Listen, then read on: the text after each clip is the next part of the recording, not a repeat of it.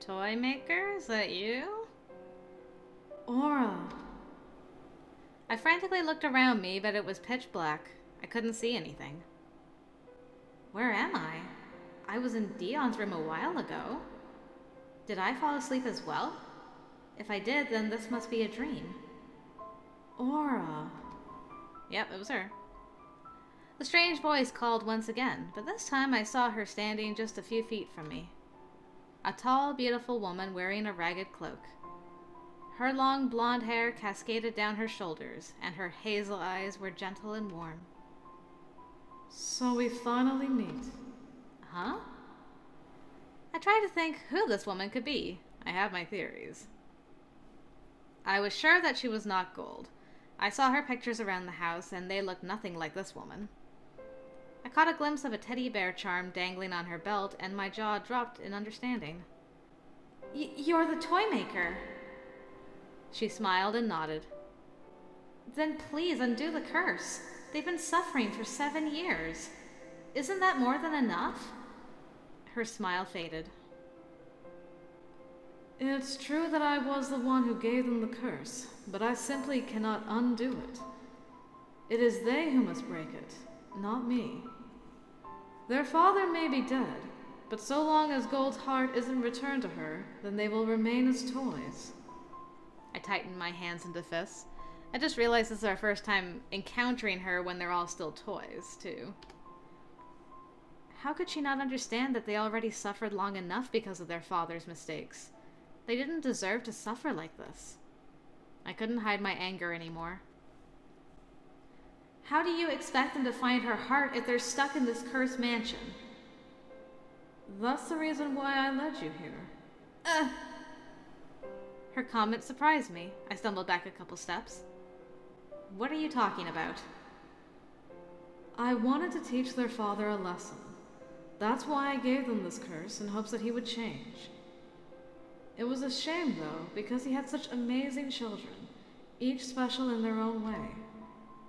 Yet he chose to bind their wings instead of let them fly. The oldest one is a bright, talented boy. Present him with a problem, and he could solve it without complaint. I've not seen such a reliable boy in a long time. Everyone sees Deon as a lazy slacker, and honestly, that's how I saw him as well until everything he told me today. There must be a reason why he's acting like that. And I have a strong feeling that it has something to do with their father. To keep it safe, I placed Gold's heart in that locket around your neck. My hand automatically reached for my locket, feeling it burn under my palm. That locket belonged to Gold Deluxe. She gave it to your mother as a parting gift. I didn't curse her like the others. Instead, I sent her home, taking away her memory of the Deluxe. I wanted to give the Lord of the Deluxe time to think about his mistakes and learn from them. Unfortunately, he didn't. Instead, he led himself to his grave by attempting to escape the mansion. She paused a moment, watching me take the story in. When your mother passed away, you became the only person left who can help break the Deluxe curse. But you were still suffering from grief during that time, so I had to wait until your heart was healed before I sent you here. After all, you can't help heal a broken heart when yours is broken as well. She was right. When Mother died, I was lost and in despair. This is a very considerate, I guess, all I can call her is a Toymaker. I don't know if she's a witch or what. I didn't know what to do. It took me almost a year to live normally again. Tell me, how do we break the curse? The curse was supposed to be lifted if the locket came within the same room as Gold. But I was just there in Gold's room, so why didn't it work? Look at your locket. What do you see? I didn't realize it before, but now that I knew Gold's heart was within it, I understood. It has so much rust. That's right. Gold is a pure metal. It will definitely tarnish over time, but it should not have rusted. A heart in this house has wished for the curse to remain. Its emotional turmoil was tangled in the curse, and the locket has been affected. I suddenly remembered what Deon said earlier about not wanting Gold to see them like this. That could be the reason why he wanted the curse to stay. When you went into Gold's room, Deon's heart thinks that Gold is safer with the curse. But now, it seems like he's beginning to doubt his heart. She smiled again, softer than before. It's up to you to completely undo the curse. I panicked when the Toymaker's body slowly began to fade away. Wait! How am I supposed to do that? She still smiled at me. In order to break the curse, something must be repaired first. Okay. Mend bonds! That's what I'm here to do. Even though I can't sew. I opened my eyes and I cringed when the bright light welcomed me. I blinked a few times to clear my vision, and that's when I realized I was still in Deon's room. Warm fingers slowly laced with my own, and I let myself relish the comfort it gave me. Fingers. Well, there was a bit of a delay. At least I guess I passed out, but not in the same way as I did with Soul. So I guess that's a blessing? It took me a while to realize that it's a hand. Period. That I didn't recognize at all. What the...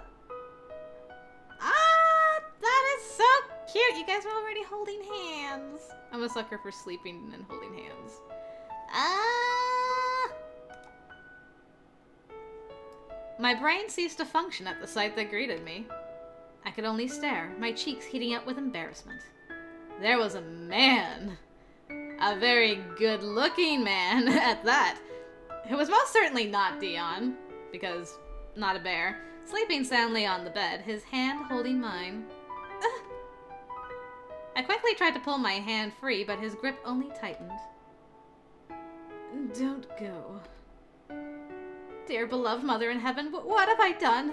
I just slept next to a man I've never met before. I'll never get married. I'll never be a bride. Oh. Desperate, I tugged my hand again, and a soft groan escaped from his lips. Oh. His eyes fluttered open, revealing a set of beautiful brown eyes. He smiled at me as though we had known each other for a long time. Oh, Aura. Good morning. I didn't know you were still here. I could only gasp in response. Why are you staring at me like we've never met before? Because we haven't! Who are you, and what are you doing in Deon's bed? I realized that Deon was also nowhere to be found, and then began to really panic. The man raised a brow, looking even more confused than I felt. Then his gaze shifted to our entwined hands. His eyes widened in wonder as he stared from our hands to me. I don't have paws anymore, Aura. Realization dawned on me. You're Deon? Did you recognize his beautiful voice? Come on, girl.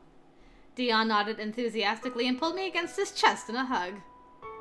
I can't believe this, Aura. The spell must have been broken. As his warm body enveloped mine, my heart began to race at the intimacy of his hug. Ahem. My normal reaction would have been to push him away from me, but my mind was too preoccupied by other things, mostly with how this happened and how good-looking he is. So it's okay. It's up to you to completely undo the curse. The familiar voice rang in my head. My eyes widened in realization. That means the Toymaker really did appear in my dream. And what's more, I already know how to break the curse. I was about to tell Deon what I discovered, but he was so happy and excited that he quickly pulled me out of the room. He then led us to the living room, where two guys were seated on the sofa and appeared to be waiting for us as well. They looked inside and were like, "You wake them up. No, you wake them up. Okay, let's just go have a cup of tea and wait for them to wake up. That's gonna be too awkward." One man had the same blonde hair as Deon, but tied in a ponytail, while the other had dark skin and hair, glaring at us with silver eyes. I assume they're Soul and Royal. Man, she picked up on this a lot quicker this time around. Seconds later, a petite girl with pink hair and a woman with long dark hair appeared as well. All of them mirrored the same expression. Confusion. The curse has been broken. But how? Not completely. Gold... she didn't change back to human. But what could have possibly changed us back then? I took a deep breath and began to tell them about my dream and my encounter with Toymaker. But I left the part about a troubled heart messing with the curse. I did not want anyone assuming the curse was Deon's fault. There were still mysteries to uncover before I would reveal that information. I knew it. That locket did belong to Gold. So how are we supposed to completely break the curse? Break the locket as well? We might end up destroying Gold's heart as well, so that is off the list. I opened my mouth, almost about to tell them how, but I caught sight of Deon, who seemed so deep in thought. I still chose to keep quiet about it, remembering that Deon didn't want everyone to know about his burdens. In the end, they decided the Toymaker might appear in my dreams again, and we should patiently wait for that moment. But I knew that I wouldn't be seeing her anytime soon. Gotta figure it out myself somehow. Alright, we're getting into this now. I'm so excited. A few days have passed since then. I tried to find clues that might break the curse soon. I went to Seoul first, since I knew that Royal would only send me away. I became the heir because our father announced that my brother is not suited to become one. Everything changed after that night. He started slacking off and causing trouble for everyone. If it wasn't for him, I would have... Sorry, my lady. I remember that I still have something to do. Please, excuse me. Darn. And he left me hanging just like that. Rude. I gathered my courage to ask Royal, since he's Deon's best friend after all, but I didn't get much from him as expected. That night, he did change a lot after that incident. Anyway, why are you asking me this? You shouldn't stick your nose where it doesn't belong, girl. That earned me his signature glare before he shooed me off. Darn. Both of them mentioned something about that night, but didn't clarify any details about what really happened. Lily and Miss Maria were too busy, and I couldn't find a perfect time to talk to them. What is it that troubles Deon so much? I was too busy thinking about how I could help Deon that I didn't notice someone was calling my name. Miss Aura! I stopped in my tracks and whirled towards the source of the voice. Lily? She looked worried and scared, and the urgency in her voice meant something bad had happened. What's wrong? It's... What happened? Deon and Royal got into a fight. It's horrible. Hurry! Oh, come on. What happened?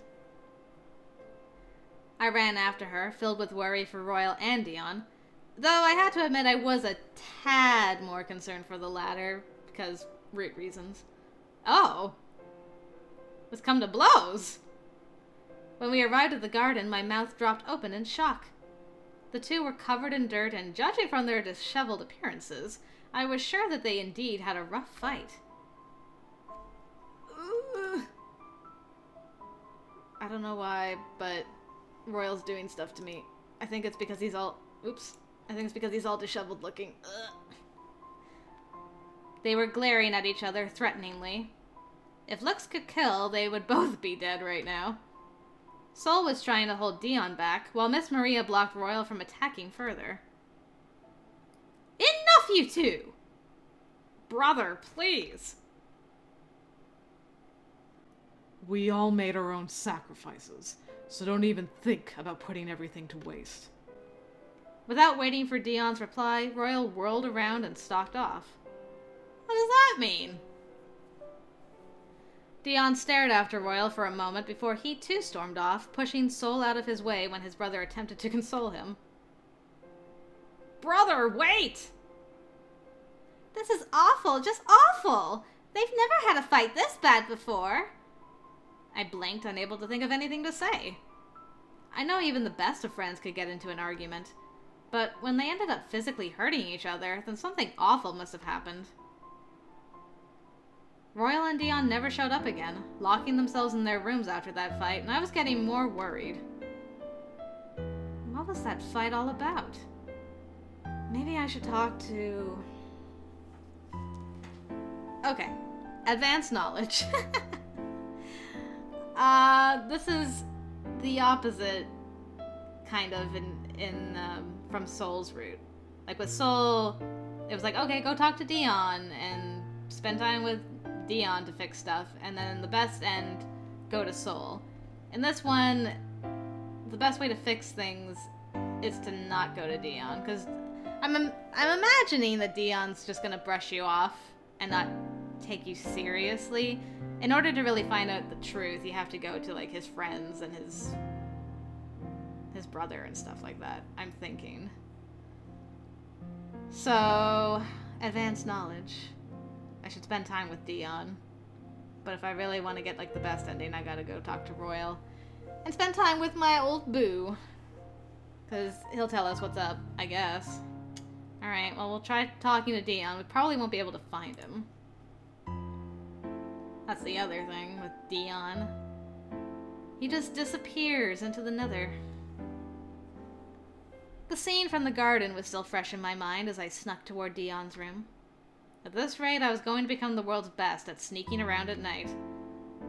I rolled my eyes, imagining myself on a stage with a "Don't Wake Anyone Up" award before shaking my head at how stupid the idea was. What would I do with such an award anyway? Work as a thief? Ridiculous. Deon? Are you there? There was no reply.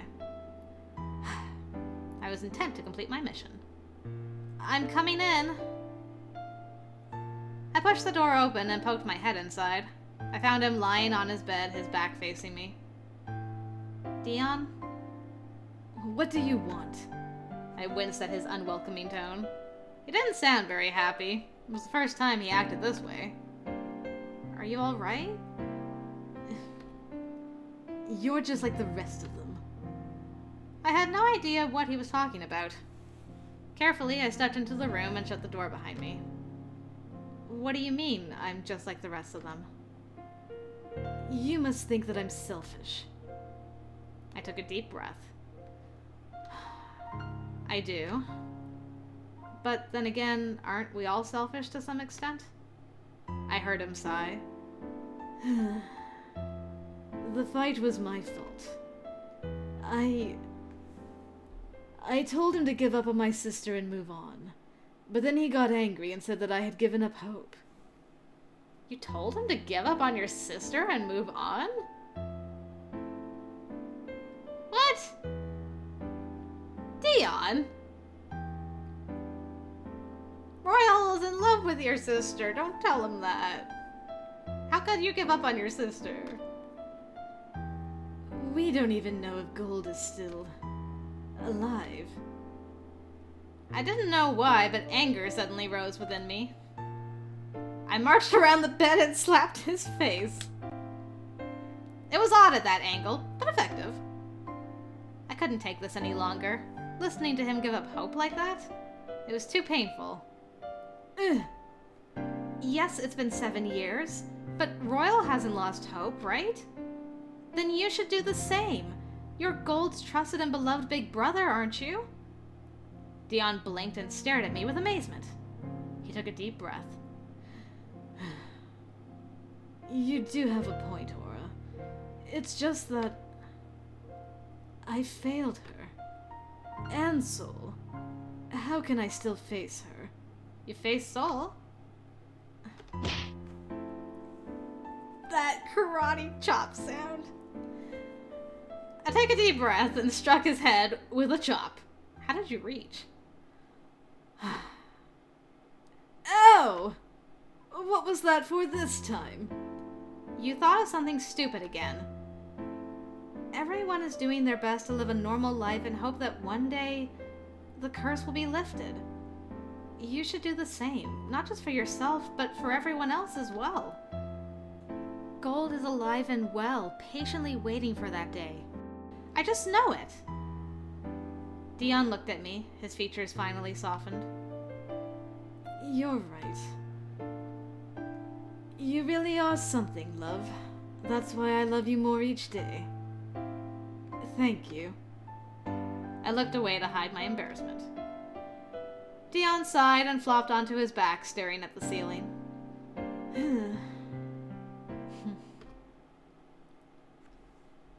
You see, all this started with a stupid deal. Eh? I didn't want Soul and Gold to face the suffering I endured back then. That's why I did my best to please my father. I did everything he told me, even if they were against my principles. I've deceived so many people for his own personal gain.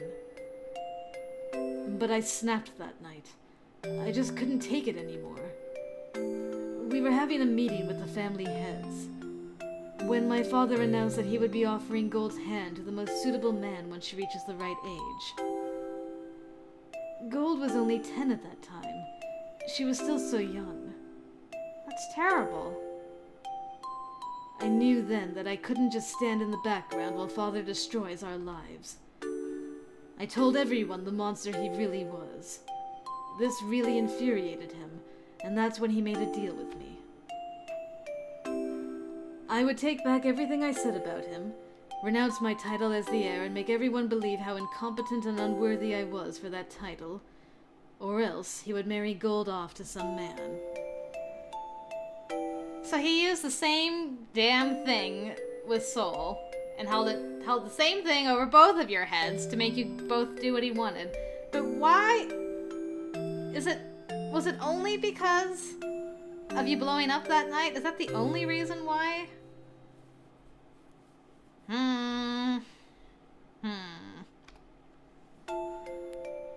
And when Soul was training for the heir position, he would not hurt my little brother if he made any mistakes.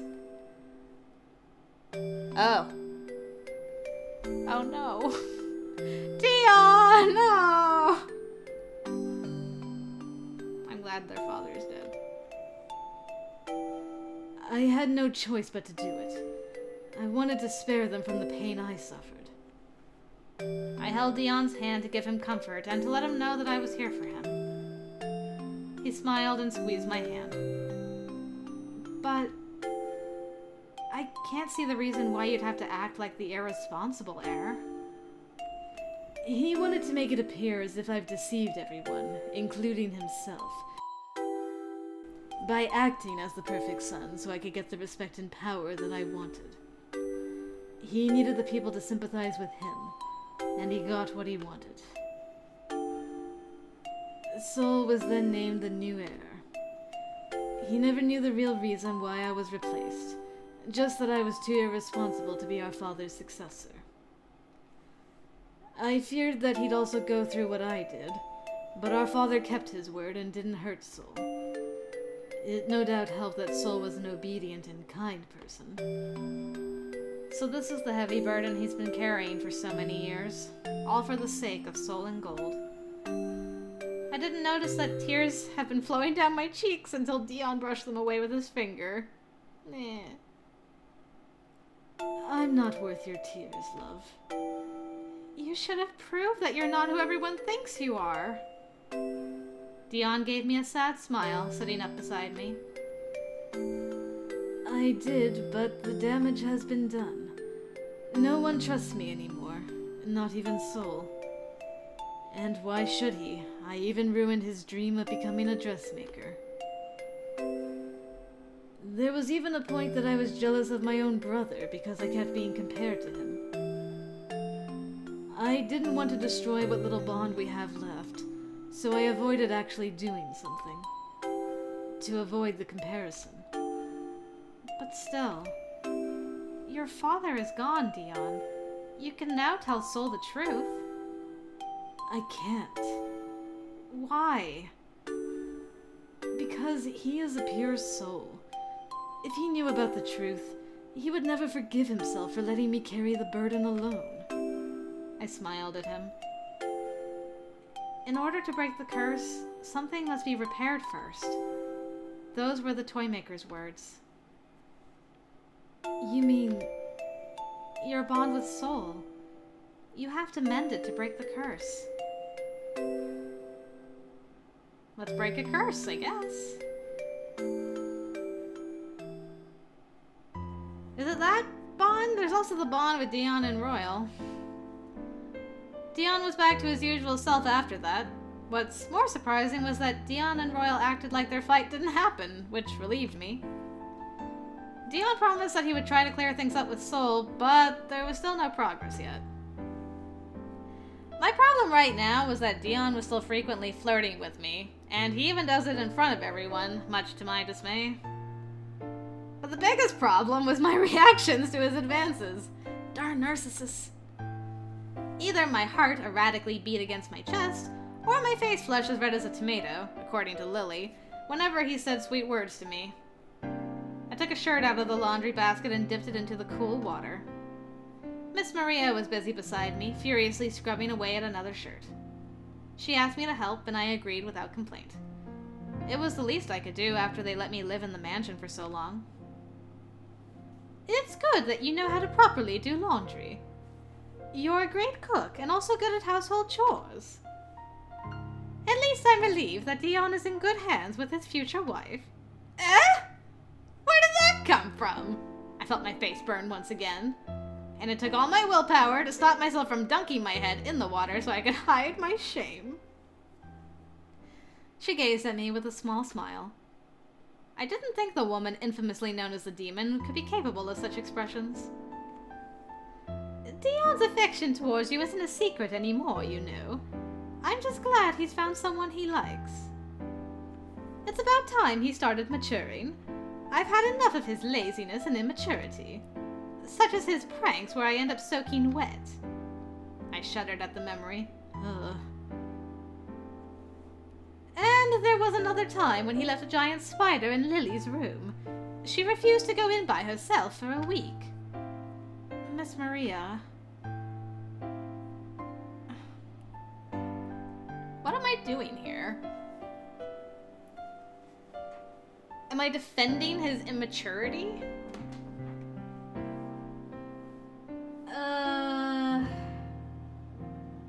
Power of saving empowers me. I feel like... Man, what if he's, like, listening? Maybe this just affects my own views of him? I personally would agree with her. Like, he's still not making it. He's still stuck. He hasn't actually made a move yet. So I feel like this is probably best, and I'm hoping. Is, like, not the obvious choice. Like, this seems like an obvious, like, oh yeah, defend Deon. But Deon's not obvious. He's been playing a part for so long. I'm gonna defend him and just see what happens. I'm sure he wasn't always like that. How can you be sure? You have only known him for a month or so. I froze, knowing deep down that she was right. Miss Maria has watched over him since he was a child. She had watched over him for who knows how long, and here I was acting like I knew him better than she did. Though... Pausing, Miss Maria stared at the wrung-out vest in her hands. It was Deon's. It's true, he wasn't always like that. My eyes widened. Really? I stopped wringing out the shirt in my hands, eager for more about Deon's past, but she shook her head and went back to the laundry. We gotta get on her good side more, that's why we gotta agree with her next time. Anyway, what's your favorite dish, Aura? I was so surprised at her sudden change in topic that I blabbered out the first dish that came to mind, not really caring what I said. I would probably regret it later, but that was the last thing I was worried about at the moment. Instead, my mind spun as I obsessed over what she had let slip about Deon. What on earth could she have meant?